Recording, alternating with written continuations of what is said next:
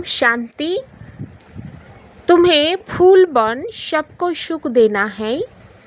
ফুল বাচ্চে মুখ সে রত্ন নিকালেঙ্গে। বাবা বাচ্চাদের উন্নতির জন্য এই কথা বলেছে যে তোমাদের ফুল হতে হবে এবং ফুল হয়ে সবাইকে সুখ দিতে হবে। ফুল বাচ্চার মুখ দিয়ে রত্নই বার হবে। তাহলে বাচ্চাদের কি পুরুষার্থ করতে হবে? ফুল হওয়ার পুরুষার্থ করতে হবে এবং সর্বদাই মুখ দিয়ে रत्नों যেন বার হয়। फूल बनने वाले बच्चों प्रति भगवान की कौन सी ऐसी शिक्षा है जिससे वह सदा खुशबूदार बना रहे। আমরা যারা বাচ্চারা ফুল হতে চলেছি, তো আমাদের প্রতি ভগবান বাবার কি এমন শিক্ষা আছে যার আধারে বাবা সর্বদাই খুশবুদার আমাদেরকে বানাচ্ছে।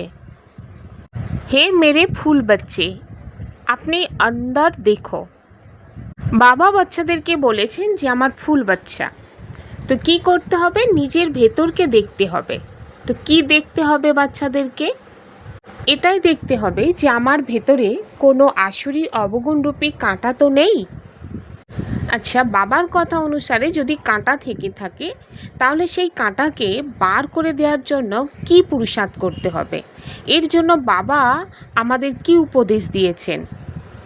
হ্যাঁ, যদি ভেতরে কাঁটা থাকে তাহলে যেমন অন্য আত্মার মধ্যে যদি কোনো অবগুণ থাকে বা কাঁটা থাকে, সেই অবগুণের প্রতি যেমন ঘৃণা থাকে, তো নিজেকে যখন ভালো করে যাচাই করে দেখবে নিজের ভেতরে অবগুণরূপী কাঁটা থাকলে সেই কাঁটাকেও ঘৃণা করতে হবে, তবেই কিন্তু সেই কাঁটা জীবন থেকে বেরিয়ে যাবে।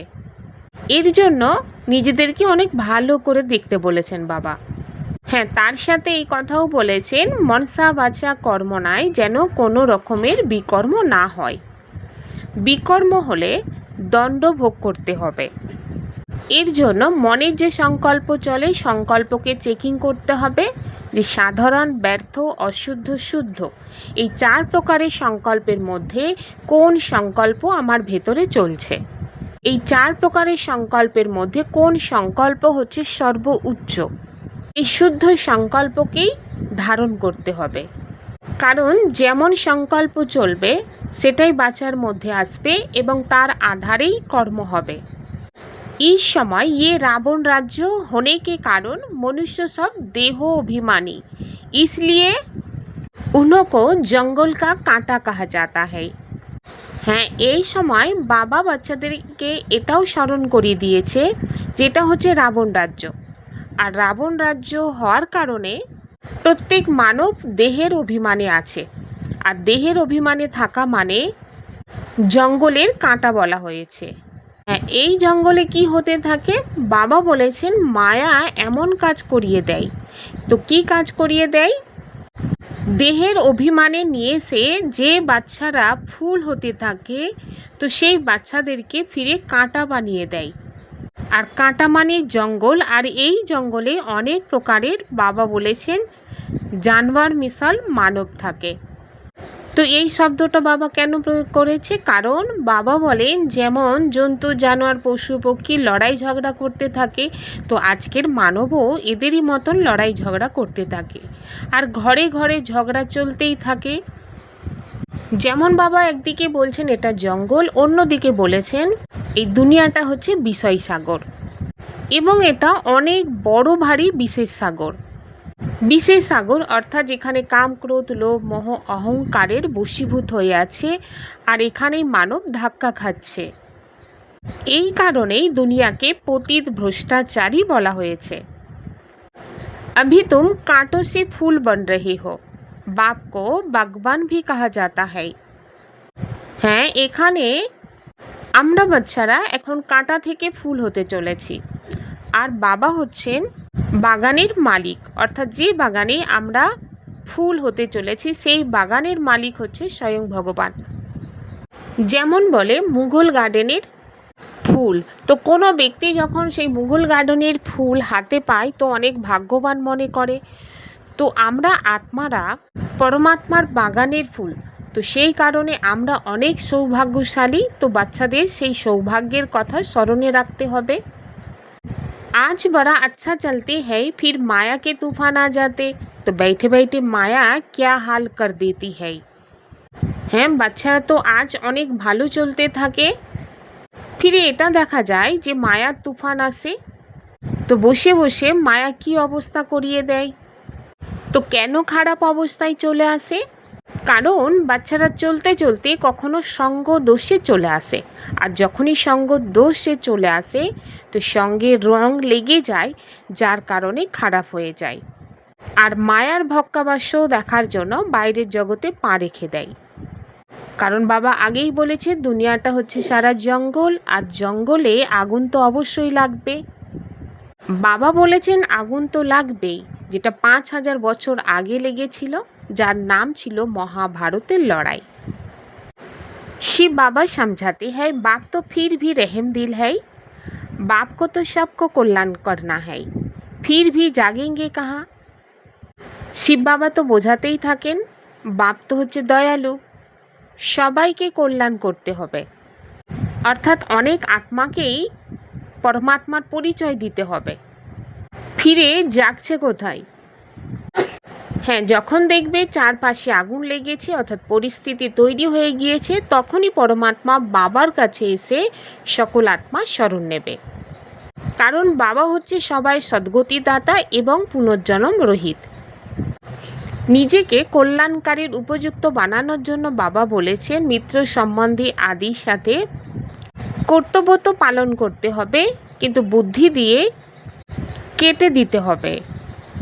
কারণ কি বাবা বলেছেন যে তাদের মধ্যে আসুরি অবগুণ আর তোমাদের মধ্যে দৈবিক গুণ, তোমাদের এই কর্ম অন্য আত্মাদেরকে শেখাতে হবে এবং ঈশ্বরীয় মহামন্ত্র দিতে হবে।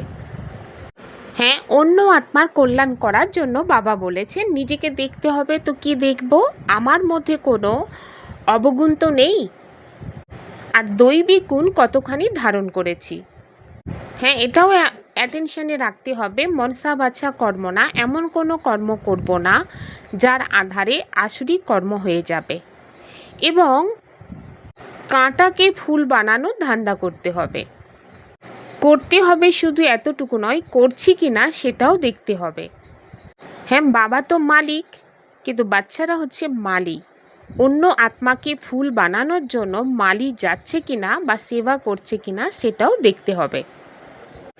बागबान प्यार उसको करेंगे जो अच्छे अच्छे फूल बनाकर दिखाएंगे। বাগবান হচ্ছে বাবা, বাবা তো সেই আত্মাকেই ভালোবাসবে যে আত্মা মালি হয়ে অনেক সুন্দর সুন্দর ফুল বানিয়ে দেখাবে। হ্যাঁ, ফুল বানানোর জন্য বাবা বলেছেন মুখ দিয়ে যেন সর্বদাই বাচ্চাদের রত্ন বার হয়, রত্নের পরিবর্তে যেন মুখ দিয়ে পাথর না বার হয়, সেই দিকে বাচ্চাদের অ্যাটেনশন রাখতে হবে। হ্যাঁ, বাচ্চারা যে নিজেকে ফুল বানাবে, ফুল সুগন্ধযুক্ত হতে হবে, অর্থাৎ গুণবান হতে হবে। কারণ কোনো কোনো বাচ্চা আকন্দ ফুল বা ধুতুরা ফুলের মতন হতে থাকে, অর্থাৎ চাল চলন আচার বিচার ব্যবহার অবগুণযুক্ত থাকে। অর্থাৎ বাচ্চারা শতপ্রধান হওয়ার পরিবর্তে তমপ্রধান হয়ে যায়, অর্থাৎ জঙ্গলে চলে যায়। আর জঙ্গলে চলে যাওয়া মানে সেই আত্মার কি গতি হতে পারে? बाप कहते हैं मैं तो निष्कामी हूँ और दूसरा पर उपकारी भी हूँ, पर उपकार करता हूँ। বাবা হচ্ছেন পর উপকারী এবং নিষ্কামী। বাচ্চাদের সেবা করার পরেও বাচ্চাদের প্রতি কোনো কামনা বা ইচ্ছা নেই। ভারতবাসীরা আমার নিন্দা করে, আমি সেই ভারতবাসীদের উপর উপকার করে থাকি। আর বাবা এই সময় এসে স্বর্গে স্থাপন করে। হ্যাঁ, যদি কাউকে বলা হয় যে স্বর্গে চলুন, তো ওই কাঁটার জঙ্গলের মানব কি বলে আমরা তো স্বর্গেই আছি। কিন্তু বাবা এসে বাচ্চাদেরকে কি বলছেন? স্বর্গ তো সত্য যুগেই থাকবে, কলিযুগে কোথা থেকে স্বর্গ আসবে? কলিযুগকে তো এক কথায় বলা হয়েছে নরক, আর এটা হচ্ছে পুরানো তমপ্রধান দুনিয়া। আসলে সত্যিকারের স্বর্গ কোথায় থাকে এই কাঁটার জঙ্গলের মানব সেটা জানেই না। बाप कहती है गृहस्थ व्यवहार में रहते कमल फूल समान पवित्र बनना है। হ্যাঁ, বাবা গৃহস্থীদের জন্য কি বলেছেন, যে গৃহস্থের থেকেও কমল ফুল সমান পবিত্র থাকতে হবে। কারণ বাগবান বাবা এসেছেন আমাদেরকে কাঁটা থেকে ফুল বানানোর জন্য। হ্যাঁ, আর দেখো আমি কতখানি ফুল হয়েছি। কারণ যেসব আত্মারা ফুল হয় সেই সব আত্মাদেরকে বাবা বিভিন্ন জায়গায় পাঠায় সেবা করার জন্য। আর সকল আত্মাই সেই আত্মাকে চাইতে থাকে, ডাকতে থাকে, বাবাকে বলে বাবা আমাদের কাছে গোলাপকে পাঠাও। কারণ সেবার আধারে বোঝা যায় কোন আত্মা কেমন ফুল হয়েছে এবং তার মধ্যে কতখানি গুণ আছে। এই জন্য বাবা বলেন যে সর্বদাই পুরুষার্থ করো ফুল হওয়ার জন্য। কাঁটা হবে এই খেয়াল বুদ্ধি থেকে সরিয়ে দাও। মায়া তো চেষ্টা করবে কাঁটা বানানোর জন্য, নিজে নিজেকে সামলাও। বুলবুলের মতন শব্দ বার করো, ব্যাঙের মতন না। तुम्हारे में 5 विकार है ना, रावण राज्य माना ही जंगल, बाप आकर कांटों को फूल बनाते। হ্যাঁ, বাবা কি বলেন যে বাচ্চাদের মধ্যে 5 বিকার মানে রাবণ রাজ্য, আর রাবণ রাজ্য মানেই জঙ্গল। তো পরমাত্মা এসে কাঁটাকে ফুল বানাচ্ছে, এর জন্য বাচ্চাদের কি খেয়াল করা উচিত? এখন আমাদের ফুল হতে হবে। ফুল অর্থাৎ দৈবিক গুণকে ধারণ করতে হবে। কারণ এখন যদি ফুল না হই অর্থাৎ দৈবিক গুণকে ধারণ না করি তাহলে জন্ম জন্মান্তরের জন্য ধুতুরা বা আকন্দ ফুল হয়ে যাবে। এর জন্য বাবা প্রত্যেক বাচ্চাকে বলেছেন নিজের কল্যাণ নিজেকেই করতে হবে আর পুরোপুরি মনঃসহযোগে শ্রীমতে চলতে হবে। কারণ বাগিচায় যখন কেউ আসবে তো খুশবুদার ফুলকেই দেখবে, দৈবিক গুণ আত্মাকেই তো দেখবে না। আকুণ্ড বা ধুতুরার মতন এরকম আত্মাকে তো দেখবে না। এর জন্য চলন যেন অনেক মিঠা হয়। হ্যাঁ, সংসারে থেকে পবিত্র থাকার পুরুষার্থ অবশ্যই করো। যুক্তি রচনা করে বাবা বলেছেন নিজে নিজেকে বাঁচাও, তবেই বিশ্বের মালিক হতে পারবে। এর জন্য একটু হয়তো সহ্য করতে হবে, তা করে নাও। হ্যাঁ, কারণ নিজের জন্যই তো করবে না, অন্য কারোর জন্য না। माया की ग्रहचारी से बचने के लिए मुख से सदैव ज्ञान रत्नों निकालने हैं, संग दोष से अपनी संभाल करनी है। হ্যাঁ, বাবা বলেছেন যে বাচ্চাদেরকে মায়া গ্রহচারী থেকে বেঁচে থাকতে হবে। আর তার জন্য কি করতে হবে? মুখ দিয়ে সর্বদাই যেন জ্ঞান রত্নই বার হয়, কটু বচন বা পাথর যেন না বার হয়। আর নিজেকে সঙ্গ দোষ থেকে সামলে রাখতে হবে বা বাঁচিয়ে চলতে হবে। खुशबूदार फूल बढ़ने के लिए अवगुणों को निकालते जाना, श्रीमत पर बहुत बहुत नम्र बनना है। খুশবুদার ফুল হওয়ার জন্য বাবা বলেছেন অবগুণকে জীবন থেকে বার করে দিতে হবে এবং শ্রীমতে অনেক অনেক নম্রতায় চলতে হবে। 1 নম্বর অবগুণের প্রতি বিজয় লাভ করতে হবে, যেন কখনো হার না খাও। আর নিজেকে বাঁচানোর জন্য অনেক যুক্তি রচনা করতে হবে। शक्तियों को करामत के बजाय कर्तव्य समझकर प्रयोग करने वाले पूजन বা গায়ন যোগ্য হও। বা বলেছেন যে নিজের শক্তিকে কেরামতি দেখানোর পরিবর্তে কর্তব্য মনে করে প্রয়োগ করতে হবে, তাহলেই পূজন বা গায়নযোগ্য হবে। কারণ স্মরণের মাধ্যমে যে শক্তিগুলি প্রাপ্তি হয় সেগুলিকে কেরামতি মনে করে প্রয়োগ করবে না, কর্তব্য মনে করেই কাজে লাগাও। হ্যাঁ, মানবগুলোর কাছে ঋদ্ধি সিদ্ধির কেরামতি আছে, কিন্তু তোমাদের কাছে আছে পরমাত্মা বাবার শ্রীমত। তো শ্রীমতের মাধ্যমে শক্তি অবশ্যই আসে। এই জন্য সংকল্পের দ্বারা কর্তব্য সিদ্ধিপ্রাপ্ত হয়। সংকল্পের দ্বারাই কাউকে কাজের প্রেরণা দিতে পারো, কারণ এটা হলো শক্তি। কিন্তু শ্রীমতে যখন নিজের মনমত মিক্স হবে না তখন গায়ন আর পূজনযোগ্য হতে পারবে। किसी भी प्रकार की हलचल में दिल शिकस्त होने के बजाय बड़ी दिल वाले बनो। হ্যাঁ, কোনো প্রকারের হালচালের পরিবর্তে হতাশগ্রস্ত হওয়ার পরিবর্তে বিশাল দিলওয়ালে হতে হবে বা হৃদয়বান হতে হবে। महान बनने के लिए मधुरता नम्रता का गुण धारण करो।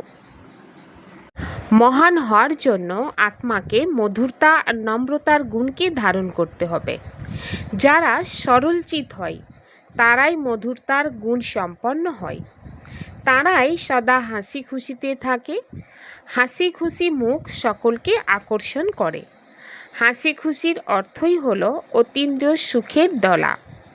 জ্ঞানের চিন্তন করা, অব্যক্ত স্থিতির অনুভব করে অতীন্দ্রিয় সুখের দলা, একে বলা হয় হাসি খুশিতে থাকা। এই রকম যারা হাসি খুশিতে থাকে তারাই আকর্ষণ করে। ওম শান্তি।